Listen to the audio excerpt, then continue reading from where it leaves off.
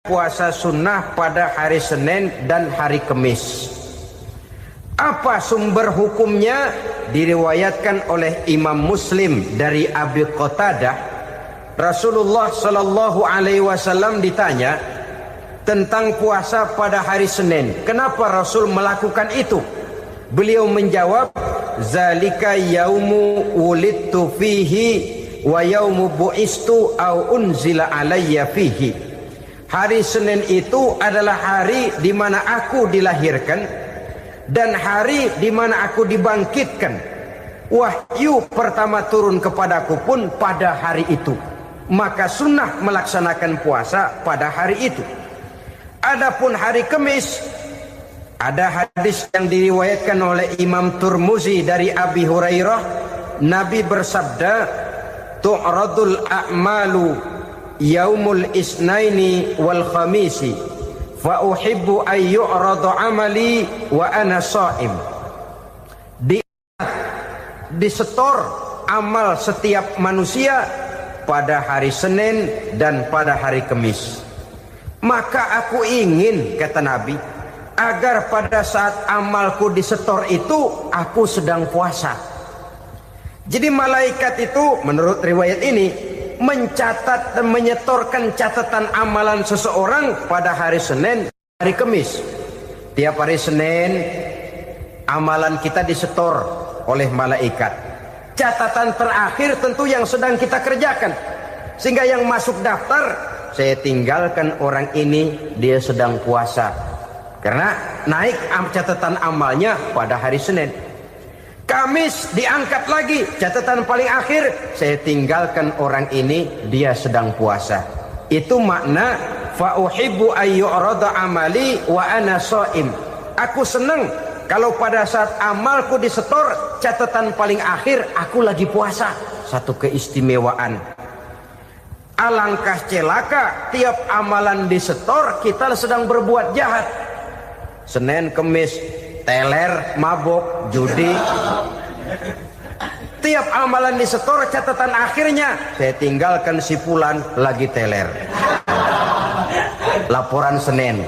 Kamis laporan lagi, saya tinggalkan si fulan lagi mirit kartu. Saudara hadirin yang saya muliakan, alangkah jeleknya catatan kita. Oleh karena itu sunnah puasa pada hari Senin dan hari Kamis. Ini amalan sunnah, saudara-saudara. Dan oleh karena ini amalan sunnah, sebagian ulama memberikan penjelasan, walaupun lupa niat, kalau sudah malam itu lupa niat, boleh niatnya sudah siang puasa sunnah ini, dengan catatan dari pagi belum makan apa-apa. Malam saudara lupa, tahu-tahu ingat ini hari Senin, ini hari Senin, dah jam 10, niatlah jam 10 itu, sah puasanya asal dari pagi belum makan apa-apa. Tapi kalau sudah dapat 2 piring baru niat, jam 10 itu lain, ngojek namanya.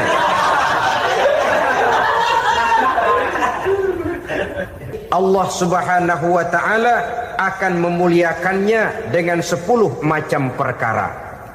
Saudara, ini keuntungannya. Yang pertama, orang yang puasa di hari-hari 10 bulan Zulhijjah diberikan al-barakah fi umrihi, diberikan keberkahan pada umurnya. Setiap kita ingin memperoleh umur yang berkah. Umur yang berkah itu yang bagaimana? Apa yang jumlahnya panjang? Mungkin. Tetapi yang jelas umur yang berkah ini adalah umur yang bisa dipertanggungjawabkan di hadapan Allah Subhanahu wa ta'ala. Artinya umur yang diisi penuh dengan kebajikan, umur yang diisi dengan segala macam kegiatan ibadah, dan umur yang dengan demikian sungguh pun kita sudah mati, jasad terkubur dalam tanah, nama kita akan tetap hidup, dikenal orang oleh karena kebajikan yang kita kerjakan. Saya kira akan lebih merupakan azab ketimbang nikmat kalau orang diberikan umur panjang tapi hanya untuk menumpuk-numpuk dosa saja. Kan lebih baik mana? Umur pendek banyak pahala, umur panjang banyak dosa. Lebih baik mana? Saya yakin yang paling baik tentu umur panjang banyak pahala. Paling sial umur pendek dosa melulu. Sudah diberikan umur pendek tidak seberapa, dosa berlipat ganda. Itu kalau orang kampung bilang tekor namanya. Rugi. Umur pendek hanya untuk menumpuk-numpuk dosa. Boleh jadi kalau umat-umat zaman dulu, saudara, mereka diberikan umur panjang. Nabi Adam, kita tahu Nabi Adam itu 2000 tahun umurnya. Nabi Nuh 950 tahun. Umatnya ya rata-rata segitu itu. Nah, kalau mereka misalnya punya umur 800 tahun, lalu 200 tahun mereka melakukan dosa, kan masih punya restan 600 tahun untuk taubat. Karena umurnya diberikan jatah panjang. Kita ini oleh Allah Subhanahu wa taala, umat Nabi Muhammad ini umurnya pendek-pendek. Kalau nyontoh Nabi 63 tahun saja. Kalau diberikan 70 tahun umur kita sekarang, itu sudah dapat jatah lebih 7 tahun. Alhamdulillah bahwa Allah memberikan saat-saat, waktu-waktu, tempat-tempat yang punya nilai istimewa, sehingga umur yang pendek ini bisa bernilai panjang, nilai ibadahnya bisa bernilai pahala seperti umat yang berumur panjang dahulu itu. Karena itu manfaatkan umur dengan baik, dan salah satu keberkahan daripada umur akan datang dengan melaksanakan ibadah puasa sunnah. Ini yang pertama. Yang kedua, az-ziyadatu fi malihi, berikan tambahan hartanya, menjadi orang kaya. Kaya apa? Kaya hati setidak-tidaknya. Karena dengan tekun dan rajin melaksanakan ibadah puasa, yang segera tertanam dalam jiwa seseorang merasakan cukup di dalam kehidupan. Itulah dia orang yang paling kaya, orang yang hidupnya paling cukup. Kalau orang sudah merasa cukup dalam hidupnya, maka itulah dia orang yang kaya. Saudara-saudara kaum muslimin rahimakumullah, puasa sunnah memberikan tambahan harta. Usahanya berkembang, dengan demikian membawa keberkahan, hartanya makin bertambah, akan menunjang ibadahnya kepada Allah, lebih memantapkan dan membawa ketenangan dalam hidupnya. Itu termasuk berkahnya melaksanakan puasa sunnah itu. Yang ketiga, al-hifzu fi iyalihi, diberikan penjagaan, perlindungan terhadap keluarganya. Anaknya sehat, sanak famili dan handai tolannya terjaga dan terpelihara dari segala malapetaka, dari segala mara bahaya. Kesehatannya terjamin dan terpelihara. Itu sudah merupakan modal yang sangat besar di dalam kita mengarungi kehidupan. Sebab rasanya sulit untuk bahagia. Duit kita banyak sekali. Usaha kita selalu mendatangkan untung yang berlipat ganda. Tapi sebentar-sebentar anak kita sakit, yang ampek, yang korengan, yang kena musibah, ndak tak karu-karuan sakit, berobat sampai jutaan rupiah. Itu kan sudah tidak membawa kebahagiaan. Uang masuk yang begitu banyak jumlahnya, habis akhirnya untuk berobat saja. Sebenarnya hitung-hitung ya seri-seri juga. Usaha berhasil, duit banyak, habis untuk berobat. Lah sama juga saudara-saudara. Jadi dengan demikian, biar duit kita banyak, asal keluarga pada sehat saja, udah enak bener itu. Duit banyak, ekonomi cukup, keluarga sehat, nikmat rasanya menjalani kehidupan ini. Yang kiamat sudah duit kagak barang seperak, keluarga ampek semua. Kiamat sudah. Saudara hadirin yang saya hormati, jadi yang ketiga, Allah memberikan pemeliharaan terhadap keluarganya. Satu kali orang dipelihara Allah, tidak satu kekuatan pun yang bisa mencelakakan. Satu kali orang disengsarakan Allah, tidak satu tenaga pun yang mampu menyelamatkannya. Itulah sebabnya perlindungan Allah, pemeliharaan Allah terhadap diri dan keluarga sangat kita perlukan di dalam kehidupan ini. Dengan melaksanakan ibadah puasa, kita mendekatkan diri kepada Allah.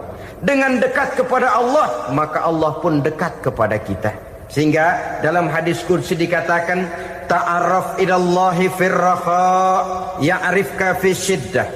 Ingatlah kepada Allah di waktu kamu senang, agar Allah ingat kepada kamu di waktu kamu susah. Yang kita laksanakan kadang-kadang sebaliknya. Waktu susah kita ingat Allah, waktu senang kita lupa Allah. Akhirnya nanti pada waktu kita melarat, kebelangsak, susah dan sebagainya, pertolongan tidak akan datang kepada kita. Benar, ta'arraf ilallah firraha ya'rifka fi syiddah. Ingatlah kepada Allah di waktu kamu susah, ingatlah kepada Allah di waktu kamu senang, agar Allah ingat kepadamu di waktu kamu mendapat kesusahan. Umumnya watak manusia memang kalau sudah dapat susah, ingat kepada Allah. Waktu duduk, waktu berbaring, sambil tidur, dalam segala keadaan Allah disebutnya, Allah dimintakan pertolongannya. Tapi dikala dia berada pada posisi di atas angin, merasa senang, bahagia, Allah terlupakan. Saudara-saudara kaum muslimin, itu yang ketiga. Yang keempat, at-takfiru li sayyiatihi. Orang yang melaksanakan puasa sunnah itu diampuni segala dosa dan kesalahan yang telah dilakukannya. Dan yang kelima, at-tad'ifu li hasanatihi. Diberikan balasan yang berlipat ganda dari segala kebaikan yang dikerjakannya. 1 berbalas 7, 7 bisa berbalas 10, 10 masih berbalas 100, masih ditambah dengan wallahu yudha'ifu liman yasha. Allah melipat gandakan pahala orang-orang yang dikehendakinya. Maka carilah satu kebaikan yang apabila kita kerjakan, dosa akan dihapus dan nilai pahalanya menjadi berlipat ganda. 1 kali kita bekerja, 2-3 pulau bisa kita raih dan kita jangkau. Yang keenam, orang yang melaksanakan puasa sunnah di bulan Zulhijjah, at-tashil li sakarati mautihi. Diberikan kemudahan pada saat menghadapi sakaratul maut.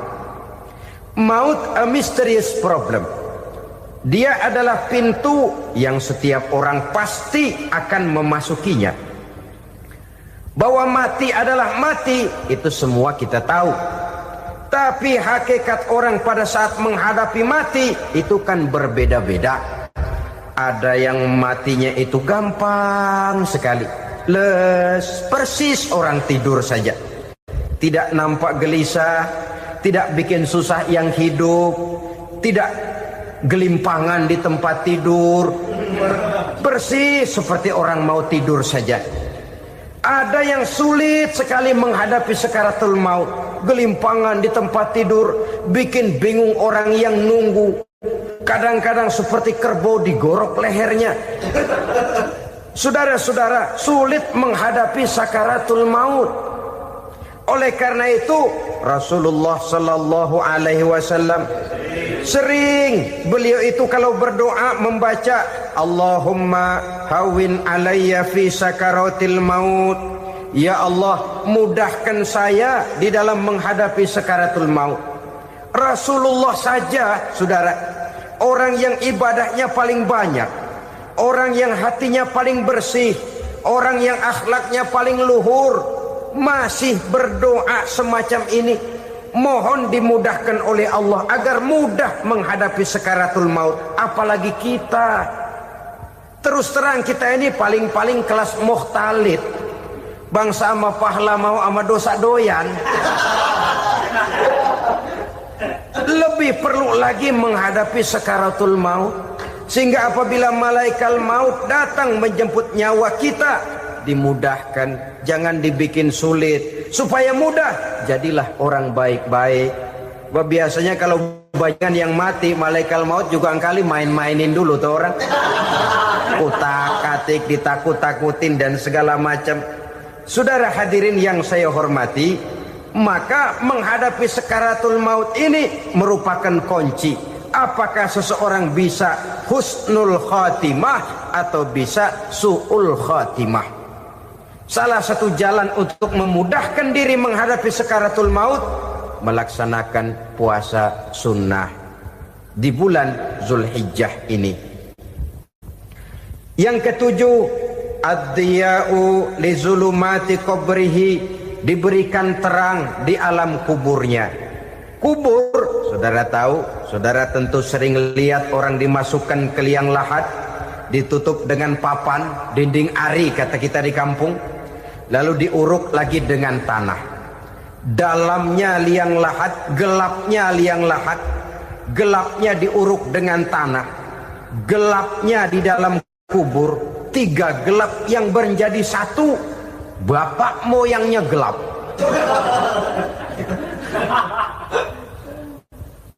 Puasa sunnah ini merupakan terang di alam kubur kita nanti.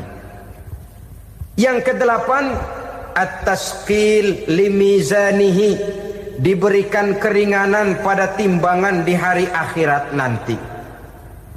Bahwa setelah dibangkitkan dari kubur, setiap kita akan menghadapi perhitungan, akan ditimbang segala macam kebaikan dan segala macam kejahatan yang pernah kita lakukan di dalam kehidupan.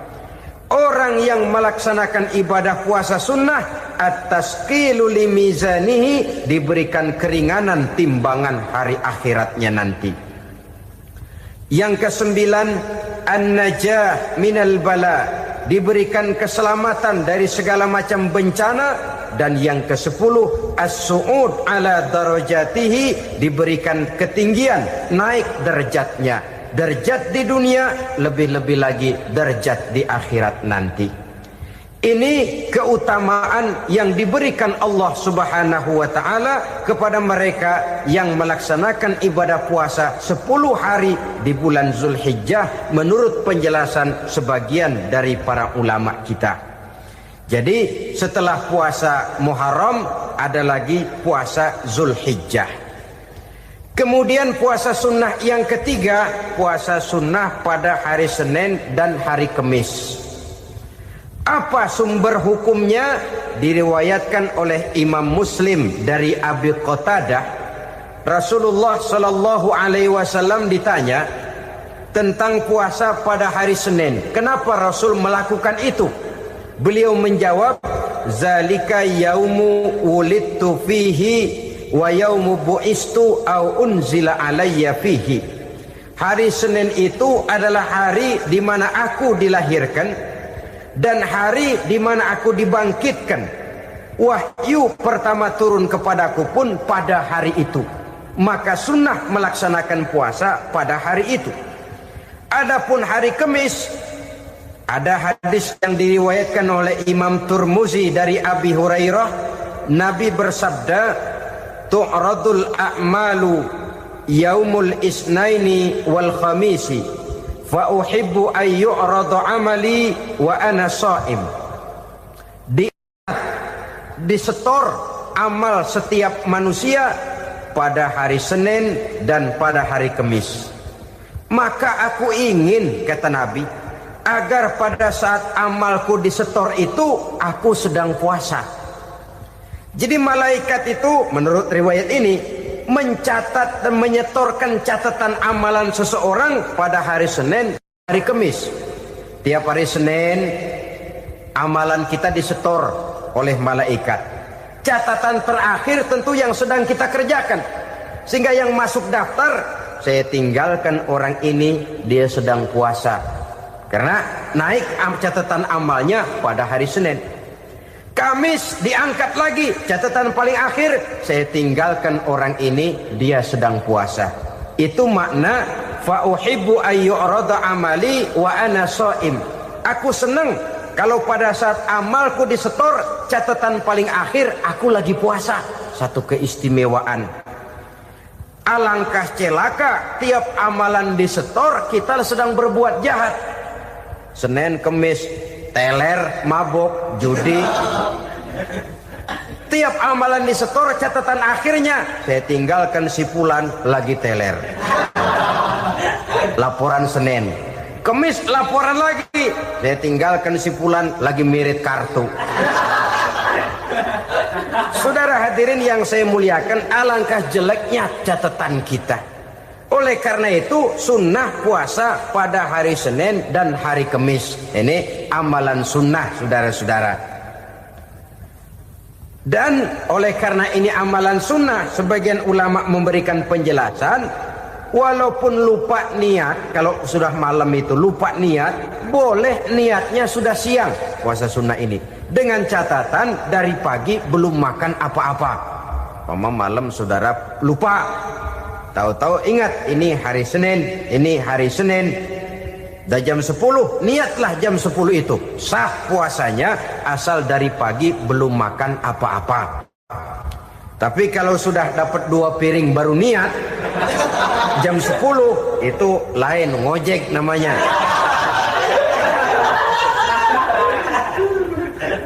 Jadi puasa sunnah yang ketiga, puasa pada hari Senin dan hari Kamis. Yang keempat, puasa jenis sunnah yang keempat, puasa 6 hari di bulan Syawal. Diriwayatkan oleh Imam Muslim dari Abi Ayyub bahwa Nabi bersabda, "Man shoma Ramadhana summa atba'ahu sittan min Syawal kana kasyamid dahri." Barang siapa yang berpuasa di bulan Ramadan, kemudian diikutinya dengan 6 hari di bulan Syawal, maka dia seolah-olah seperti orang yang berpuasa 1 abad lamanya. Allahu Akbar. Demikian besar keuntungannya. 6 hari di bulan Syawal sama dengan orang yang berpuasa 1 abad lamanya. Ini fadailul a'mal, saudara-saudara.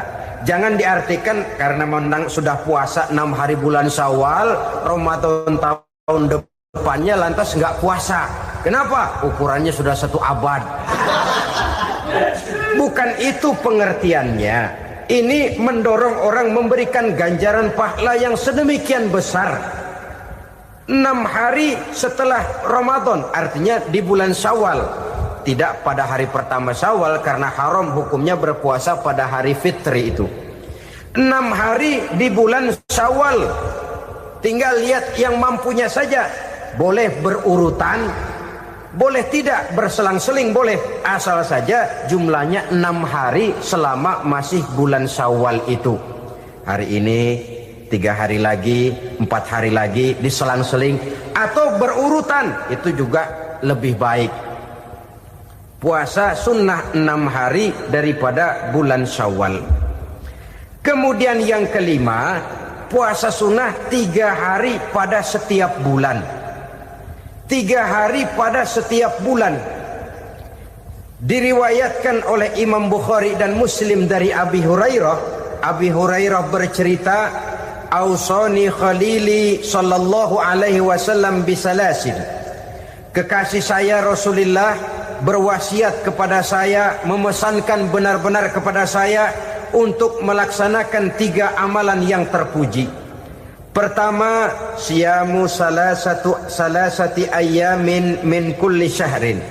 Puasa 3 hari dalam setiap bulan.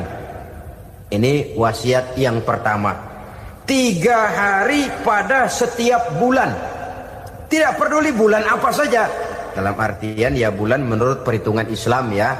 Muharram, Safar, Rabiul Awal, Rabiul Tsani, Jumadal Ula, Jumadil Akhir, Rajab, Sya'ban, Ramadan, Syawal, Zulqa'dah, Zulhijjah dan selanjutnya. 3 hari pada setiap bulan. Tanggalnya tanggal berapa saja. Lebih utama pada yang disebut Yaumul Bid, yaitu hari-hari di mana bulan menunjukkan purnama.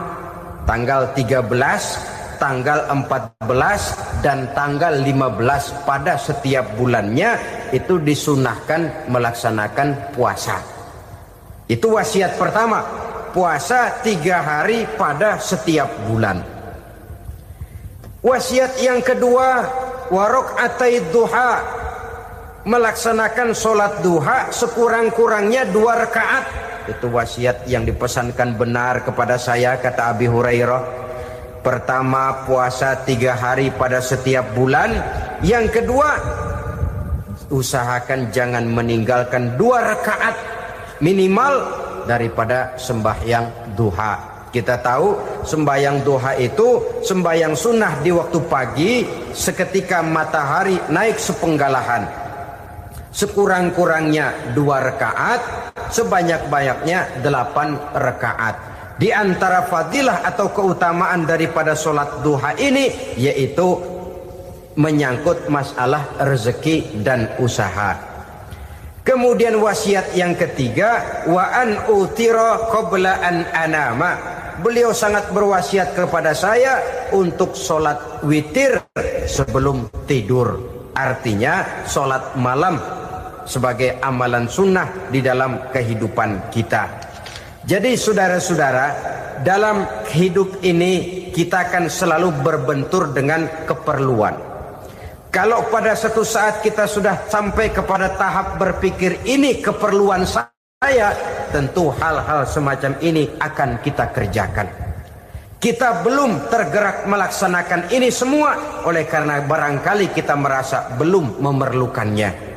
Karena itu marilah kita berusaha di samping melaksanakan puasa yang wajib juga melaksanakan puasa yang sunnah di dalam kehidupan kita. Ini jenis puasa-puasa yang sunnah. Kemudian yang kedua, ada macam puasa yang disebut puasa nazar. Hukum pelaksanaannya wajib apabila nazarnya sudah terwujud. Puasa nazar, puasa yang dikaitkan dengan suatu persoalan. Umpamanya, kalau saya lulus ujian, saya akan puasa 1 minggu lamanya. Begitu ujiannya ternyata lulus, dia wajib bayar nazarnya. Puasa 7 hari, tidak lagi sunnah tapi wajib karena dia nazarkan. Asal saja tidak sah nazar kepada yang makruh apalagi kepada yang haram. Umpamanya nazar kalau tembus 6 nomor mau puasa 3 hari. Itu nazar semacam itu bukan saja tidak sah tapi haram hukumnya. Tidak boleh nazar kepada yang makruh apalagi kepada yang haram. Jadi apabila maksud yang sudah kita niatkan tercapai, wajiblah nazar itu dibayar, yaitu kalau nazarnya sunnah melaksanakan ibadah puasa.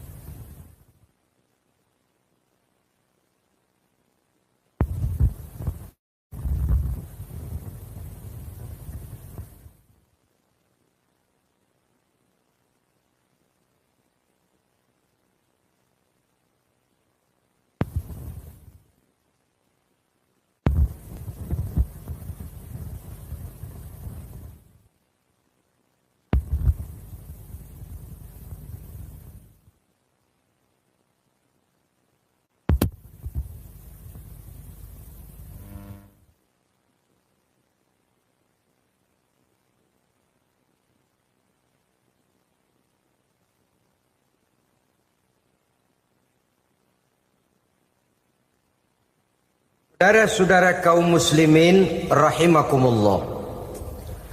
Jenis puasa yang ketiga kita kenal dengan puasa wajib.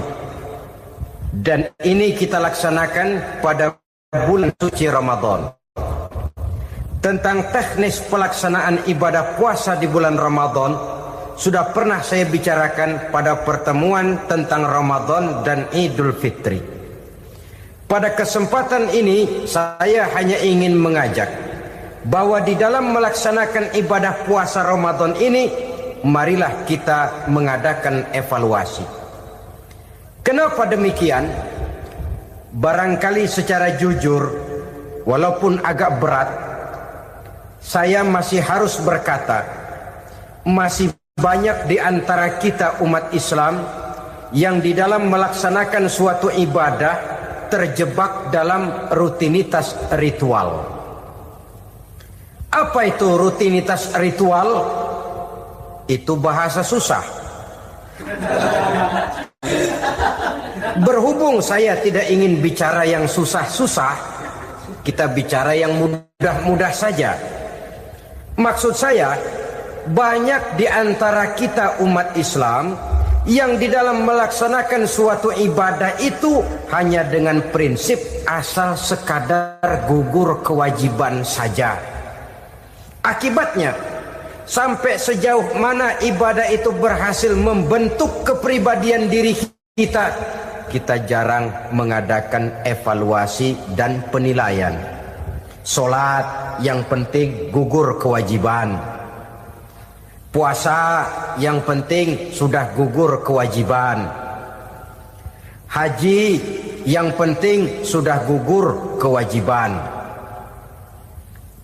Maka jangan heran kalau itu yang jadi prinsip, ibadah lantas tidak punya dampak dalam membentuk kepribadian diri. Banyak orang yang rajin sholat tapi munkarnya jalan terus. Sampai kadang-kadang kita bingung, yang sembahyang dia, yang nyolong dia.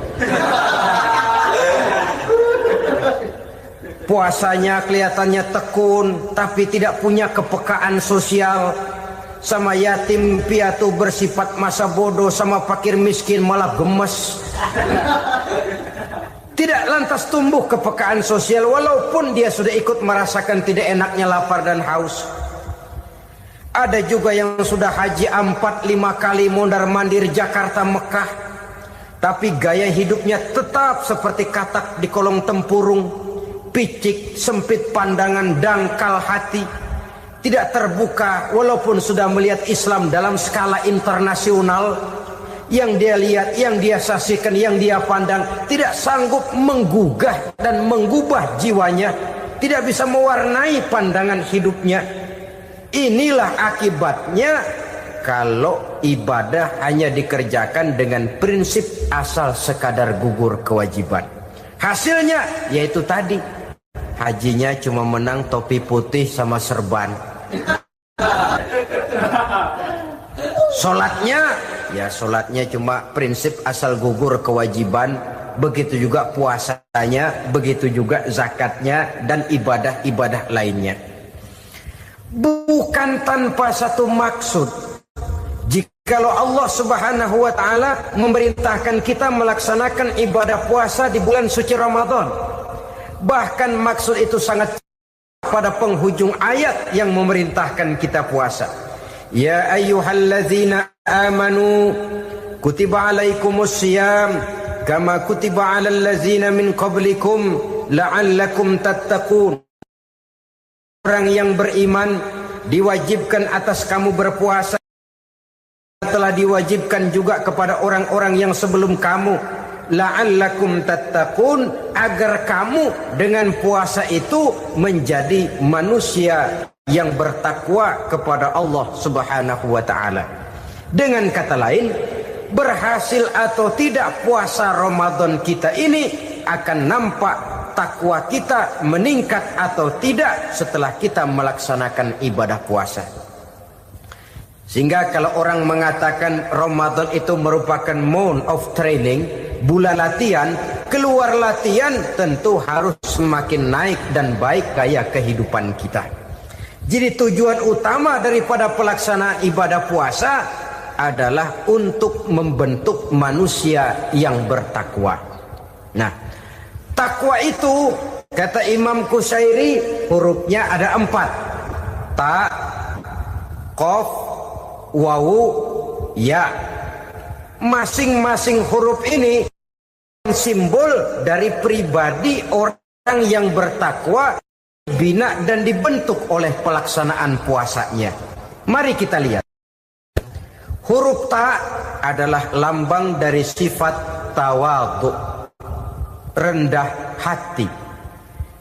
Orang yang bertakwa, orang yang tidak mempunyai sifat sombong. Puasa menanamkan kita kesadaran terhadap kelemahan, terhadap keterbatasan, terhadap segala ketidakmampuan yang kita miliki. Ya Allah, baru sehari nggak kena makan, nggak kena minum, sudah begini lemesnya. Puasa memang, kalau pagi orang masih sehat, masih terdorong oleh sahur. Siang masih lumayan, tapi zuhur ke atas biasanya mulai sikap lemah manusiawi, keterbatasan kekuatan biologis itu mulai nampak. Dari sini tanam satu kesadaran. Kalau begitu apa yang mau disembuhkan di hadapan Allah? Kaya, siapa sih orang paling kaya? Ilmu, siapa sih orang paling pintar? Pangkat, siapa sih orang paling tinggi jabatannya? Dari sifat semacam ini lahir introspeksi. Rasa mawas diri, timbul sifat tawaduknya, rendah hatinya, tidak melonjak menjadi angkuh dan sombong lantaran sedikit kemampuan dan kekuatan yang dimilikinya. Lalu untuk sikap yang lebih jauh, terwujudlah, terbentuklah apa yang dinamakan stabilitas temperatur batin. Orang tetap konstan menjaga nilai-nilai idealisme yang pernah dimilikinya. Dia mulai dengan adil, dia berjalan tetap dengan keadilan, dan dia berakhir juga tetap dalam keadilan. Jangan mulainya adil, tengahnya setengah adil, di akhirnya malah zolim sama sekali. Ini tidak punya stabilitas temperatur batin. Kan banyak orang begitu toh. Mulanya benar, belakangan mau benar sendiri. Mulanya sudah rela berkorban buat kepentingan orang banyak, belakangan malah selalu mengorbankan kepentingan orang banyak. Waktu di bawah rajin baca ayat kursi, dapat kursi lupa ayat. Stabilitas temperatur batin, tertipu oleh perasaan seolah-olah situasi dan kondisi sudah serba memungkinkan, sudah serba menguntungkan. Orang yang dibentuk pribadinya oleh pelaksanaan ibadah puasa, dia sadar apapun keberhasilannya, apapun kedudukannya, apapun nilai kekayaannya, itu cuma sebagian kecil sekali dari apa yang ada pada zat Allah Subhanahu wa ta'ala. Hati tidak takabur, sesuai dengan namanya takabur dari kalimat takabbaro ya takabbaru, membesar-besarkan diri. Orang yang suka membesar-besarkan diri, orang yang tidak yakin bahwa dirinya orang besar, lalu dibesar-besarkan dirinya. Sebenarnya itu sudah satu sikap di mana dia tidak percaya kepada diri sendiri. Dirinya sebenarnya bukan apa-apa, cuma ingin dianggap besar, lalu dibesar-besarkan. Takabbur namanya. Puasa sekali lagi melatih kita menanamkan kesadaran akan kelemahan dan keterbatasan kita sebagai makhluk. Itu sikap tawadu. Fir'aun, saudara tahu Fir'aun, lama-lama dia jadi raja, lupa diri dan lupa daratan, melonjak menjadi angkuh dan sombong sampai kepada puncak kekurang ajarannya, memproklamirkan dirinya menjadi Tuhan. Hitler juga begitu. Pendeknya orang manakala tidak ada kesadaran tentang dari mana segalanya berasal dan kemana segalanya akan kembali, dia mudah out of control. Kalau sudah out of control, maka dia akan melakukan perbuatan yang melampaui batas. Itu yang pertama. Jadi orang takwa, orang yang rendah hati, salah satu tujuan daripada pelaksanaan ibadah puasa menanamkan sikap rendah hati. Dari sikap rendah hati ini yang timbul lalu apa? Kepekaan sosial. Kalau saya puasa, saya sudah merasakan bagaimana tidak enaknya lapar. Saya sudah merasakan bagaimana tidak enaknya haus. Tapi bagaimanapun, saya lapar cuma sebentar, saya haus cuma sebentar. Selesai maghrib, lapar saya hilang, haus saya hilang. Bagaimana yatim piatu, orang-orang tua jompo yang perlu santunan, orang-orang miskin yang terkapar di kolong-kolong jembatan, yang tiap hari merasakan perasaan seperti ini, tanpa tahu kapan hidup dan nasibnya akan berubah. Tidur beratapkan langit, berselimut koran. Kalau demikian, saya ini beruntung. Kalau demikian, apa yang bisa saya lakukan untuk mereka? Kepekaan sosial ini lalu timbul dalam apa yang orang sekarang namakan solidaritas kesetiakawanan sosial. Hidup tidak hanya untuk kepentingan diri dan perutnya sendiri saja, tapi mau menolong, mau membantu orang yang memang memerlukan bantuan dan pertolongan itu sendiri. Jangan setelah tahu lapar tidak enak, haus tidak enak, tapi kita tidak mau tenggang rasa, tidak mau timbang rasa. Begini loh tidak enaknya lapar, begini loh tidak enaknya haus. Ini terjadi pada diri saya. Saya masih mampu, masih berbuka puasa. Bagaimana yang tiap hari merasakan seperti ini? Tidak Ramadan, tidak Syawal, tidak Zulqa'dah, tidak Zulhijjah. Selalu kelaparan dan kehausan. Dari sana timbul kepekaan sosial. Lalu lahirlah sikap pemurah, dermawan, mau menoleh ke kiri dan ke kanan. Bahkan Al-Quran itu sampai mengancam betul. Ara'aital ladzi yukadzibu bid-din fadzalikal ladzi yad'ul yatim wa la mendustakan agama. Islam mendustakan Islam. Salat dia tapi mendustakan salat. Puasa dia tapi mendustakan puasa. Siapa mereka itu? Fadzalikal ladzi yad'ul yatim. Merekalah orang-orang yang meninggalkan anak-anak yatim. Wa la yahuddu ala ta'amil miskin, dan tidak pernah memberi pertolongan, tidak memerintahkan memberi makan kepada fakir miskin, walaupun dia berada pada posisi dan kondisi yang memang dia mampu. Nah, kalau dia tidak mampu itu lain soal. Dia mampu, dia tahu dan dia diam saja. Itu termasuk yukadzibu biddin. Orang-orang yang mendustakan agama. Berlindung kita kepada Allah, jangan sampai termasuk ke dalam kelompok itu. Yang kedua saudara, huruf takwa itu qaf. Qaf adalah lambang dari sifat qanaah. Qanaah artinya merasa cukup. Puasa melatih kita untuk bersikap cukup dalam hidup. Kalau kita perturutkan menjelang saat berbuka, menunggu waktu berbuka, istilah orang di Jawa Barat ngabuburit katanya. Kita menunggu saat berbuka, segalanya saja ingin kita beli, segalanya saja ingin kita minum, semuanya saja ingin kita makan. Sebab nafsu sudah begitu berupa. Perut sudah sedemikian lapar, kerongkong sudah sedemikian haus. Rasanya semuanya saja ingin kita telan. Tapi tahukah kita bahwa setelah maghrib berbunyi, berapa banyak yang kita makan, berapa banyak yang kita minum? Sesuaikah dengan keinginan kita tadi siang? Tadi siang semuanya ingin kita makan, tadi siang semuanya ingin kita minum. Setelah berbuka, berapa banyak yang kita makan, berapa banyak yang kita minum? Itulah kehidupan. Segalanya ingin kita kuasai, segalanya ingin kita punyai, tapi berapa sih yang benar-benar kita perlukan? Maka orang kaya adalah orang yang hidupnya cukup. Orang miskin hakikat yang selalu merasa kurang. Bagaimanapun besar rumah, banyak uang kita, berpuluh kendaraan kita, kalau hidup selalu merasa kurang, itu artinya kita masih miskin. Maka jikalau ingin menjadi orang kaya, kuncinya hakikatnya cuma satu, hati kita merasa cukup dengan yang diberikan Allah, bersyukur atas segala nikmatnya, dan dengan syukur itu, nikmat itu akan ditambah oleh Allah Subhanahu wa ta'ala.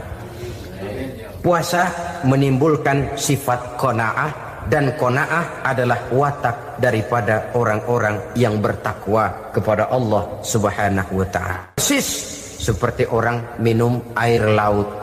Makin diminum makin haus, makin diminum makin kering tenggorokan. Begitulah orang berhadapan dengan materi. Tadinya dia akan senang kalau dia merasa punya tanah ratusan hektar. Sudah ratusan hektar tidak cukup, ngelamun lagi, alangkah nikmatnya kalau bisa beli gunung. Gunung dibeli. Sudah punya gunung, lihat laut. Aduh, kalau laut juga bisa dibeli, beli lagi laut. Sudah punya laut, lihat ke atas langit, ada yang jual apa enggak ya?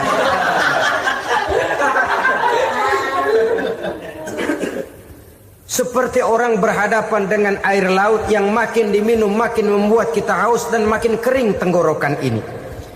Maka itu harus dihentikan. Sikap untuk menghentikan itu tidak lain adalah dengan sifat qanaah itu tadi.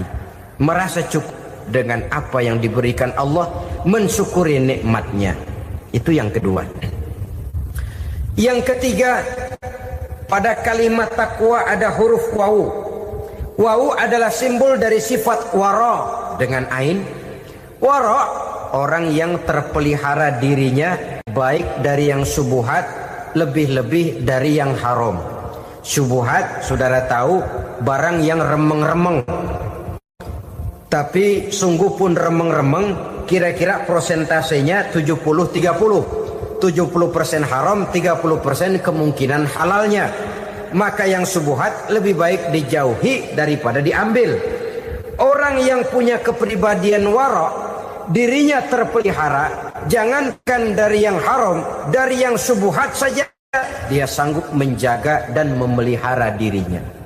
Oleh karena itu saya heran, kalau orang di bulan Ramadan dia sanggup menjaga diri di waktu siang dari jenis makanan yang halal, dari jenis minuman yang haram.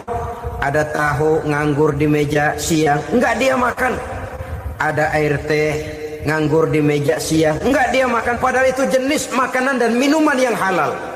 Tapi ketika datang maghrib, dia berbuka dengan makanan yang dibeli dari uang yang dihasilkan dengan cara yang haram. Bukankah itu sesuatu yang terbalik? Bukankah dengan demikian sudah tidak lagi menimbulkan sikap yang bisa memelihara dan menjaga kepribadian diri? Orang yang membiasakan diri terpelihara dari yang syubhat apalagi yang haram, maka baik yang dipakainya, yang diminumnya, yang dimakannya terdirilah dari barang-barang yang baik yang dihalalkan oleh agama. Wara. Kemudian yang keempat, pada huruf kalimat takwa ada huruf yakin. Huruf ya simbol dari sifat yakin. Orang yang puasa dibentuk kepribadiannya mempunyai satu keyakinan yang tangguh, dan keyakinan adalah ciri daripada orang yang takwa. Kita lihat yang dipanggil melaksanakan ibadah puasa ini kan iman. Karena memang sulit untuk melaksanakan puasa kalau tidak iman yang jadi dasar. Setidaknya seperti sudah pernah saya sampaikan, ibadah puasa ini memang sulit terkena penyakit show. Kalau kita sholat barangkali terangsang karena kelihatan orang lain. Kalau kita pergi haji mungkin jadi sugesti karena orang banyak tahu. Kalau kita bayar kita jadi terangsang karena banyak orang lihat. Tapi kalau sudah puasa, puasa itu kan yang tahu cuma kita dan Allah saja. Ya kita sholat, orang lain lihat, kita jadi rada semangat. Kita pergi haji, orang lain banyak ngantar, kita semangat. Kita bayar zakat, orang lain banyak saksikan, kita bersemangat. Tapi kita puasa, siapa yang mau nyaksiin kita puasa? Siapa yang mau memuji kita puasa? Siapa yang mau menyanjung kita puasa? Itu cuma urusan kita dan Allah. Oleh karenanya dasar daripada pelaksanaan ibadah yang harus sedikit tenggorokan segalanya jadi nikmatan. Tidak ada kerja yang lebih indah selain kerja yang didasarkan kepada satu keyakinan bahwa yang kita kerjakan itu adalah sesuatu yang benar. Dalam hal ini sesuatu yang diperintahkan oleh Allah Subhanahu wa taala kepada kita. Saudara-saudara kaum muslimin rahimakumullah. Demikianlah titik evaluasi kita. Jangan berpuasa hanya dengan prinsip asal sekadar menggugurkan kewajiban saja, yang akan berakibat Ramadan tahun ini berakhir begitu, Ramadan terjebak menjalani rutinitas ritualnya saja. Bahkan kadang-kadang yang nyata betul, Nabi menganjurkan tingkatkan ibadah pada 10 hari yang akhir di bulan Ramadan, tanggal 20 sampai akhir Ramadan. Yang kita praktekkan malah kegiatan ibadah kita justru menurun pada 20 Ramadan yang akhir. Coba lihat 20 Ramadan ke atas, itu pasukan tarawih paling kelas 60-70 tahun ke atas. Kemana yang lain sudah berpikir menghadapi lebaran, berpikir pulang mudik, berpikir macam-macam. Akibatnya konsentrasi ibadah lalu buyar. Dianjurkan Rasul, tingkatkan ibadah pada 10 hari yang terakhir. Kita malah makin ke akhir makin lancip.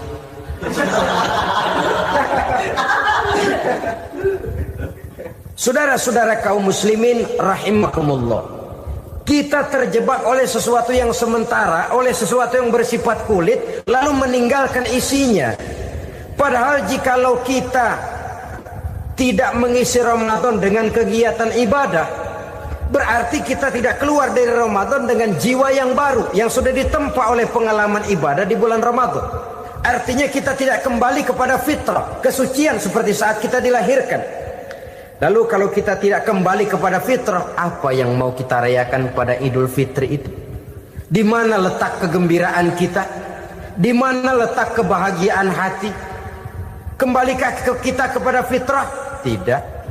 Benarkah puasa yang kita kerjakan? Kelihatannya juga tidak. Adakah dampak dari pelaksanaan ibadah dalam pribadi kita? Tidak. Kadang-kadang Ramadan selesai malah teriak merdeka.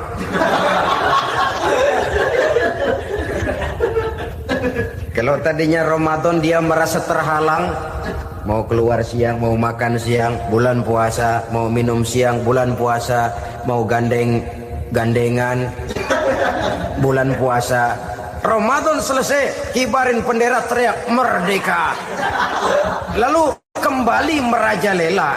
Saudara-saudara, dampaknya tidak akan kelihatan. Padahal puasa yang baik, la'allakum tattaqun, membentuk manusia yang bertakwa kepada Allah Azza wa Jalla.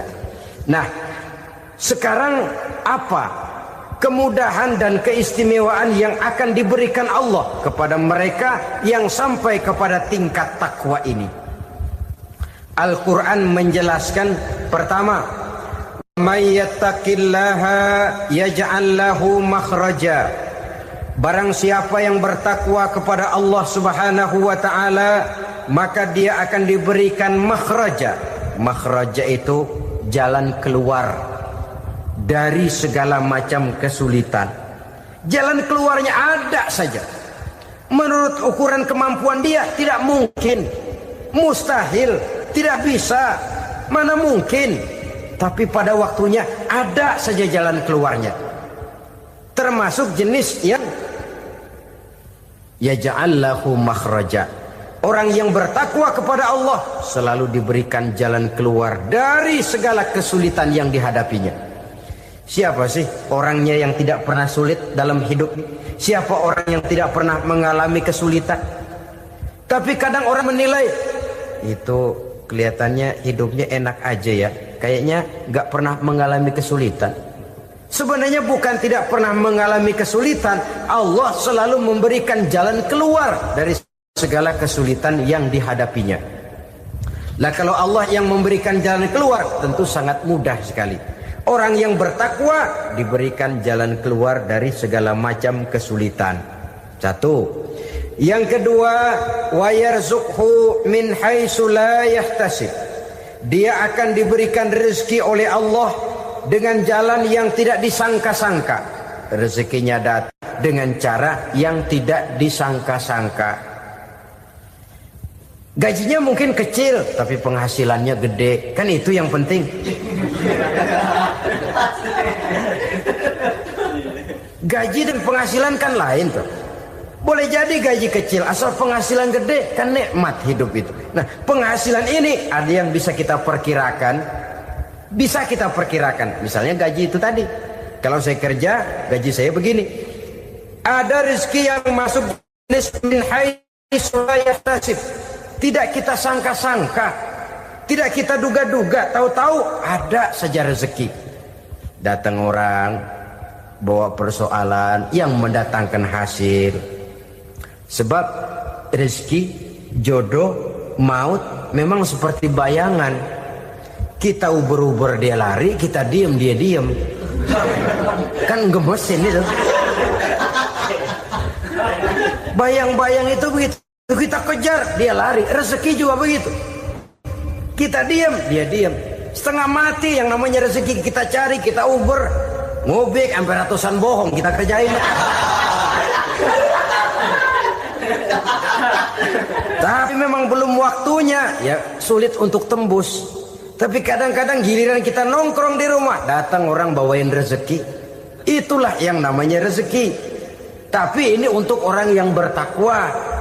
Kalau tidak punya kredibilitas takwa, jangan lalu pakai ayat ini. Diberikan Allah dengan rezeki dengan jalan yang tidak disangka. Kan ada ayatnya dah, kita mah manteng aja di rumah dah. Ntar juga tuh rezeki datang. Ini fasilitas yang diberikan kepada orang yang wa may yattaqillah, bertakwa kepada Allah, yarzuqhu min haitsu la yahtasib, diberikan rezeki dengan cara yang tidak disangka-sangkanya. Maka kadar ketakwaan jangan membuat kita buruk sangka. Tuh orang ya nggak kemana-mana, duitnya ada aja. Kalau dia takwa, Allah berikan jalan keluar. Yang lantas ngelihat kiai orangnya ahli ibadah, ilmunya tinggi, akhlaknya luar biasa, takwanya tinggi, rezekinya lancar, lalu husnuzon nih kiai nggak kemana-mana, duitnya banyak, miara tuyul kali ini. Itu termasuk jaminan Allah yang masuk kategori min haitsu la yahtasib. Yang ketiga, yaj'al lahu min amrihi yusra, dimudahkan segala urusannya, dimudahkan segala urusannya. Kemudian yang keempat, yukaffir anhu sayyiatihi wa yu'azzim lahu ajra, diampuni segala kesalahannya dan dibesarkan pahala kebaikan yang dikerjakannya. Maka mudah-mudahan puasa yang kita kerjakan mengantarkan kita kepada ketakwaan kepada Allah, dan takwa membuka janji Allah kepada kita di dalam kehidupan ini. Inilah saja yang kita bicarakan pada pertemuan ini. Mudah-mudahan ada manfaatnya. Terima kasih atas segala perhatian. Mohon maaf atas segala kekurangan. Usikum wa nafsi bitaqwallah. Wassalamualaikum warahmatullahi wabarakatuh.